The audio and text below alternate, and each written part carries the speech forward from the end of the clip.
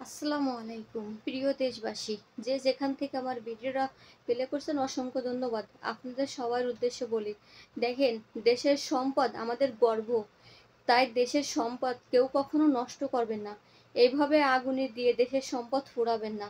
কেউ গার্মেন্টস শ্রমিক, আমরা কেউ প্রবাসী শ্রমিক, এইভাবে শ্রম ঘাম ঝরাইয়ে জনগণের টাকা সরকার আমাদের জনগণের ভালোর জন্যই আমাদেরকে সুন্দর সব ব্যবস্থা করেছে। এখন সরকারের পরে রাগ করে হোক আর যাই করে হোক, সম্পদ নষ্ট করলে আমাদের দেশের ক্ষতি। আমরা আবার গরিব হয়ে যাব, আমাদের আবার অভাব আসবে, অনটন আসবে। তাই আল্লাহর রস্তে আপনাদের হাতে পায়ে ধরে বলবো, যা করেন তা করেন, কোনো সমস্যা নাই।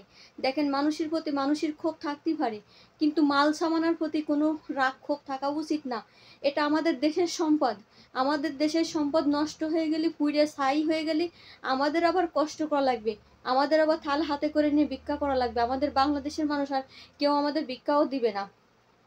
দেখেন, আমি এই যে 6টা বছর প্রবাসী জীবনে এই যে বাংলাদেশে রেমিটেন্স পাঠাচ্ছে, এরকম হাজার হাজার আমার ভাই ও বোনেরা রেমিটেন্স পাঠাচ্ছে। বাংলাদেশে গার্মেন্টস শ্রমিকরা কষ্ট করতেছে, বাইরের থেকে ডলার ইনকাম করতেছে বাংলাদেশে। সবার কষ্টের ঘামের টাকা আছে বাংলাদেশের উন্নতির ভিতরে, উন্নতির পিছনে। সরকার আমাদের আমাদের ট্যাক্স নিয়েই যাই করুক, সরকারের প্রচেষ্টায় আর আমাদের প্রচেষ্টায় বাংলাদেশটা উন্নতি হয়েছে। সবারই অংশীদার শরিকদার বাংলাদেশের প্রতি আমাদের আছে। তাই আমাদের জনগণের উচিত কি জানেন? বাংলাদেশের সম্পদ রক্ষা করার। যদি আমরা নাগরিকতার দাবি করি, তা প্রত্যেকটা নাগরিকের অধিকার আছে যে এই সম্পদ আমাদের, বা এই বাংলাদেশটা আমাদের, এই বাংলাদেশটাকে আমরা ভালোবাসি। তাই আসেন, আমরা বাংলাদেশকে ভালোবেসে বাংলাদেশের সম্পদ রক্ষা করি। আমরা এভাবে নিজে হাতে ধ্বংস করে দিবেন না, প্লিজ দেবেন না। যা এভাবে যদি মানুষের মাল সব যদি পুরাই ছাই করে দেন, একসময় দেখা যাচ্ছে আমাদের প্রচুর অভাব আসবে। যার কারণে এই অভাব তখন আর আমাদের দূর হবে না। যে সরকার আসুক না কেন, সেই সরকারের অনেক কষ্ট হবে, অনেক সমস্যা হবে এই ক্ষতিপূরণ আবার ঘাটতি করতে গেলি।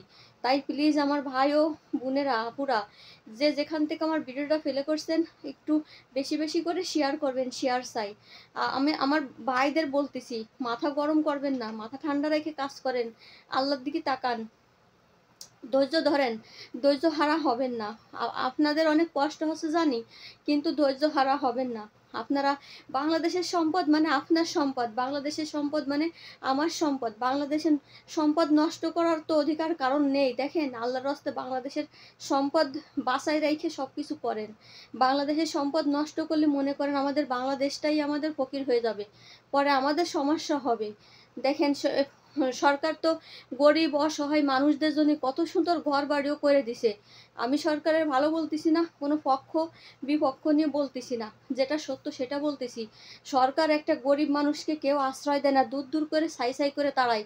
সেই ক্ষেত্রে সরকার তো কখনো তাড়াই নাই একটা জনগণকে, বরঞ্চ খুইটে খাইটে নিয়ে তার নতুন ঘর বাড়ি তৈরি করছে জনগণের ভালোর জন্যই। পদ্মা সেতু করছে জনগণের ভালোর জন্যই। যা কিছু যা সম্পদ বাংলাদেশের করছে জনগণের জন্যই। তাই সেই আমরা জনগণ হয়ে, আমরা বাংলাদেশের নাগরিক হয়ে, আমরা নিজ হাতে সেই সম্পূর্ণ সম্পদ এরকম করে ধ্বংস হোক, সেটা আমরা কেউ কখনো চাই না, চাবো না। আল্লাহর রাস্তে আপনারা এই আগুন দিয়ে পুরানি জ্বালানি বন্ধ করেন। এই সমস্ত দৃশ্য আর দেখে ভালো লাগতেছে না। দেখেন, হয়তো এই সম্পদটা আপনার, এই সম্পদ জনগণের, এই সম্পদ সরকারের, তো আমাদের সব মিলে তো আমাদের বাংলাদেশের সম্পদ। দেখেন, আমি যদি মিছে কথা বলি, এই ভিডিওটা দেখেন, সহ্য করার মতো না। এই ভিডিও আমাদের বাংলাদেশে মিরপুর 10 নম্বর। তো যাই হোক, আমি ভিডিওটা দেখে সহ্য করতে পারতেছি না, যে ঢাকা মিরপুর 10 নম্বর ওই রকম ভাবে আগুন ধরায় সব শেষ করে দিচ্ছে। দেখেন, আপনারা আল্লাহর রস্তে বন্ধ করেন আগুন দিয়া। আগুন এমনি, আগুন জায়গায় জায়গায় আগুন ধরে ধরে আমাদের বাংলাদেশটা অনেক ফিসে পড়ে যাচ্ছে। আর আপনারা নিজে হাতে আর আগুন ধরাবেন না, প্লিজ, নিজে হাতে আর আগুন ধরাবেন না। আমার কথাগুলো আপনারা একটু আমলে রাখেন। ভালো থাকবেন সবাই।